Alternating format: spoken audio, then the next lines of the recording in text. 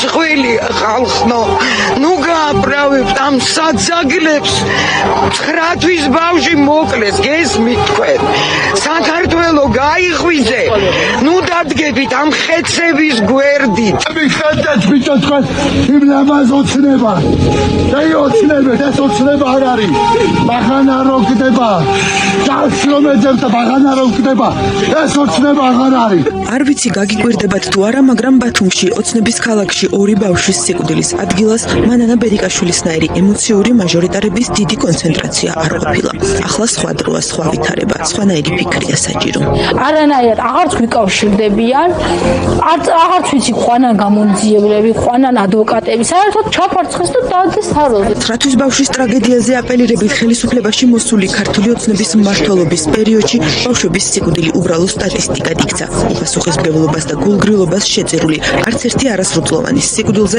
პასუხი არავის უგია რეაბილიტირდა ვაკის პარკის ერთ-ერთი მთავარი ნაწილი მრგვალი შატრევანიც მერიის გარემოს დაცვის საქალაქო სამსახურის მიერ ჩატარებული სამუშაოები კახა კალაძემ დღეს ადგილზე დაათვალიერა ხედავთ რა სილამაზეა ძალიან მიხარია მეც როგორც დედაქალაქის მერს როგორც ამ ქალაქში მცხოვრებ ადამიანს 2022 წლის 13 ოქტომბერს ვაკის პარკის ახალ რეაბილიტირებულ და თბილისის მერის მიერ ზარზეიმით გახსნილ ვაკის პარკის შადრევანში 3 ბავშვს დინმა დაარტყა ერთ-ერთი 13 წლის მარიტა მეფარიშვილი კლინიკაში მიყვანის შემდეგ გარდაიცვალა მაშინ თბილისის მერმა არც პოლიტიკური და არც სამართლებრივი პასუხისმგებლობა არ აიღო. მისი პასუხისმგებლობა მხოლოდ შადრევნის საპიარო გახსნა აღმოჩნდა, რომელშიც მოგვიანებით არასრულწლოვანი გარდაიცვალა.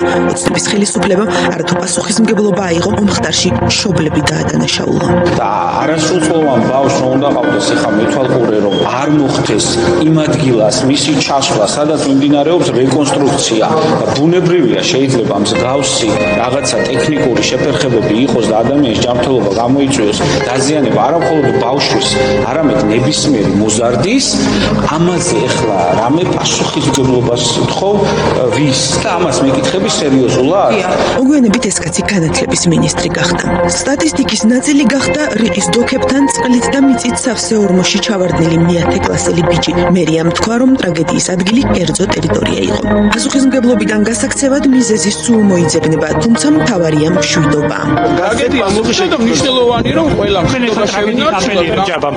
მე არ ვიცი რას ეძახის მშვიდობას ბათუმის ფინანსთა მინისტრი ჯაბა ფუტკარაძე, მაგრამ იქ, სადაც მან ეს სიტყვები თქვა, მშვიდობა ნამდვილად არ იყო. მშვიდობა არც მაშინ იყო ბათუმში 2021 წლის ოქტომბერში კორპუსის ნაწილი რომ ჩამოინგრა და ნანგრევებში 9 ადამიანი რომ დაიღუპა, მათ შორის 3 ბავშვი, მაგრამ ყველაფერი ყოველთვის სხვისი ბრალია დედის, მამის, მშენებლის კომპანიის, მეზობლის, გლობალური ომის პარტიის.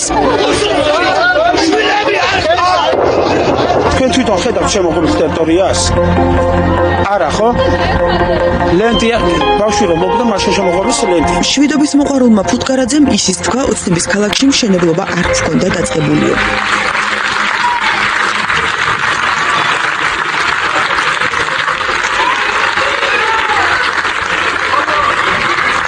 ამ ზარზეიმით ოცნებამ გვამცნო, რომ ოცნების ქალაქის მშენებლობის მეორე ეტაპი დაიწყო. ეს გვაქვს მნიშვნელოვანი დღე, მე ვიტყოდი ეს არის ერთგვარი ისტორიული დღე. დღეს იწყება ოცნების ქალაქის მშენებლობის მეორე ეტაპი. ეს სიტყვები კობახიძემ 8 თებერვალს წარმოთქვა. ორი ბავშვი ბათუმში 15 თებერვალს დაიღუპა. ჯაბა ამბობს, რომ 8 თებერვალს დაწყებული მშენებლობა 15 თებერვალს დაწყებული არ იყო. მშენებლობა ჯერ არ არის დაწყებული, მოსამზადებელი სამუშაოები. ჯაბა ტყუის თუ ირაკლი მისთვის ამ კითხვის დასმის საშუალება არ მქონია, მაგრამ ზუსტად რაც ვიცი, ის არის, რომ ამ ხალხთან ორივე ტყუის და არათუ ტყუის მთელი სახელმწიფო დამნაშავეა მათ წინაშე. დაიწყეს მუშაობა და მერე ის უნდა შემოღობენ და არც ის არ უცით თუ შემოღობავენ. აქ რო ერთი ქოხი ჩავდგათ და მერწმუნე ხო? მთელი მთავრობა ფეხზე დაგვადგება. ეხლა რო დაიღუპა ბავშვი, მაშინ შემოვარდეს ლენტი. მანამდე სად იყო იმ ხელა ორმორო იყო იქ? მანამდე სად იყო ლენტი? საქმე იმაშია, რომ მნიშვნელობა არ აქვს მშენებლობა დაწყებული იყო თუ არა. საერთოდ არაფერს აქვს მნიშვნელობა, როცა უსაფრთხოებას ეხება საკითხი. მშენებლობა დაწყებულზე თუ არ დაწყებულზე. იქ, სადაც უამრავი ბავშვი ცხოვრობს, წყლით სავსე ორმორომა რომ დაარსებობდეს, ეს ჯაბამაც იცის და ირაკლიმაც, თორნიკე რიჟვაძემაც იცის, მაგრამ უპასუხისმგებლობის და გულგრილობის გამო ორი მცირეწლოვანი რომ მოგიკვდება ქალაქში, მერე ორი ვარიანტია: ან ნამუსზე ხელს იღებს და პროპაგანდასთან ერთად თავის გამართლებას იწყებ, ან ნამუსი და ადამიანობა გაწუხებს და პასუხისმგებლობას იღებ.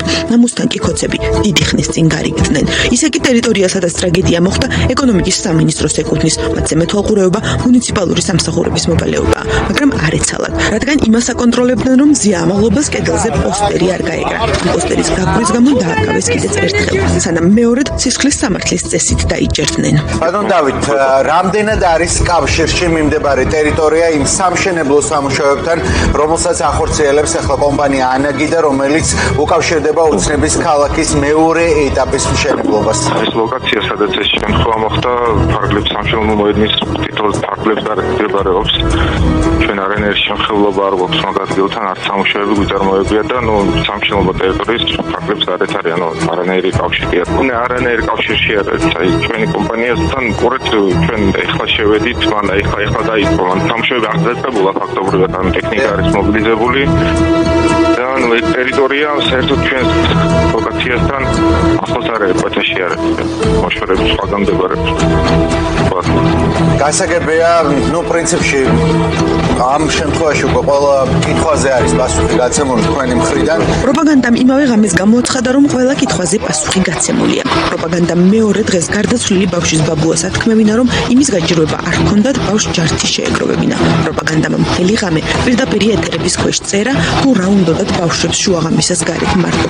პროპაგანდამ პასუხისმგებლობა აქაც შუამკვდარ მშობლებზე გადაიტანა. ის არ მოუყოლია, რომ ბავშვები დღისით დაიკარგნენ და მთელი დღე ეძებდნენ. ან და რა მნიშვნელობა აქვს, როდის და როგორ დაიწყო ეს ჯოჯოხეთი. ხელისუფლებამ იმ ღამეს ცოცხალი ტროლები შეყარა ოცნების ქალაქში კრიტიკული მედიის ჟურნალისტებთან დასაპირისპირებლად. სირცხვილი ამდენი ჟურნალისტები ამდენი გადაღება ეყობა.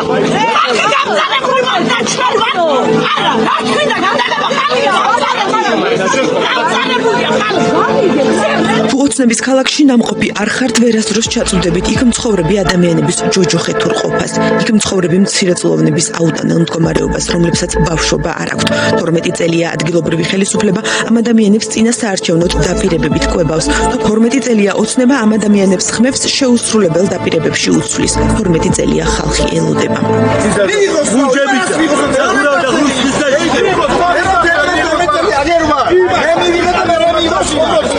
წელი ზუსტად ერთხელ ვსწავლობ, ხო? აქვს უფლება დასვა კითხვა.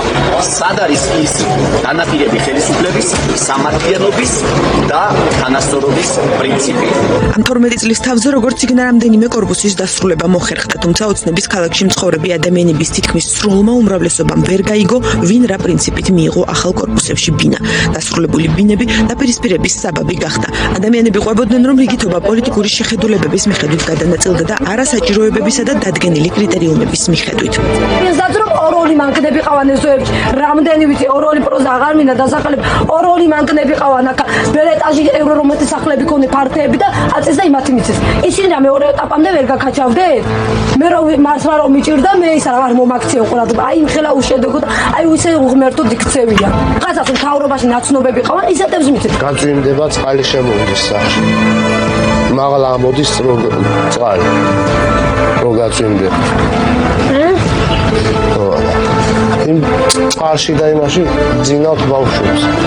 რასვიზამთ ესეთია უსამართლო ჩვენი სახელმწიფოს მხრიდან. სახალხო ბავშვები მაჩაუფიქრდეს სურვილები ხო არის და ჩემ ორივებით მაჩაუფიქრდა და ომერთო მერტო მომავალ ხალხთა ბინა მოგებიცესო სამწუხაროდ იმედები გაუცბა. ჩვენი გუნდი ვერ შეეგუება სიცოცხლის საფრთხის შემცველ პირობებში და ასევე დამამცირებელ პირობებში ჩვენი მოქალაქეების ცხოვრებას. უსამართლობის განცდით შეწუხებული ადამიანებისთვის არც მაშინ გაუწია ვინმეს პასუხი და არც ახლა არსებობს არც ერთ კითხვაზე პასუხი. რატომ არ იყო უსაფრთხოების ზომები დაცული მშენებლობის ადგილზე? რატომ არ შემოღობეს წყლით სავსე თხრილი? რატომ არ შემოღობეს მთლიანად მშენებლობის ადგილი? რატომ დაიხარჯა მშენებლობის პრეზენტაციის საპიარო ღონისძიებაში 200,000 ლარზე მეტი და რატომ არ შეიძლებოდა ამ ან სხვა ფულით მშენებლობის თუნდაც მოსამზადებელი სამუშაოების დროს ადგილის შესაბამისი ჯებირებით შემოღობილიყო? რატომ კვდებიან ბავშვები ამ ქვეყანაში ისეთ ვითარებაში, რომლის თავიდან არიდებაც არანაირ ძალისხმევას არ მოითხოვს, უბრალოდ მოითხოვს პასუხისმგებლობას და მოვალეობის პირნათლად შესრულებას. ჩვენი გუნდი ვერ შეეგუება სიცოცხლის საფრთხის შემცველ პირობებში და ასევე დამამცირებელ მასშტაბებელ პირობებში ჩვენი მოქალაქეების ცხოვრებას. ვითომ ოცნების სინამდვილეში კი ჯოჯოხეთურ ქალაქში ორი ბავშვის სიკვდილის შემდეგაც ისევ ისე გრძელდება ყველაფერი და ასე ყველა ჯოჯოხეთური ღამის შემდეგ ყველგან ცხოვრება ჩვეულ რიტმში გრძელდება. ყველა თანამდებობებზე რჩება, ფორმალური გამოძიება იწყება, პასუხს კი არავინ აგებს. სამაგიეროდ ამავე ქალაქში, სადაც ბავშვების სიკვდილზე პასუხისმგებელი არავინაა, პოლიციელისთვის ლოყის აწითლების გამო ცოლობით პატიმრობა ემუქრება ჟურნალისტ ქალს. ამავე ლოყა აწითლებული და ტკივილგანცდილი პოლიციელის მეგობარი და ოცნების მხარდამჭერი ბიზნესმენი კი ბათუმში ცათამბჯენებს აშენებს. ზოგადად ყველა საინტერესო ტენდერში ყველა რეგიონში ოცნების მხარდამჭერები იმარჯვებენ.